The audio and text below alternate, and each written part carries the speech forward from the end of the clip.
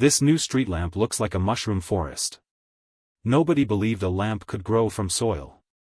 Here is why it matters for cities. Imagine walking under a glow that breathes. Look at its shape, a tall stalk and a bulb. The stalk is made of living mycelium. Mycelium is a fungus root network, that means it spreads like threads. Workers feed the shaft with nutrient gel. The gel delivers water and food to the lamp. Plants at the base absorb sunlight and turn it into energy. This energy runs tiny bioluminescent cells. Bioluminescent means they glow naturally, like fireflies. The glow spreads through the hollow stalk. The form looks soft, not metallic. The curve of the bulb follows a leaf pattern. The function is simple, light streets without wires. No power lines hang above the road. No batteries need changing every month. The lamp repairs itself when damaged.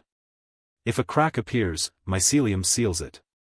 This reduces city waste and maintenance cost. The aesthetic blends nature with tech. The color shifts from green at dusk to blue at night. Citizens say it feels like walking in a forest. Children play under its caring light. The design also cleans air.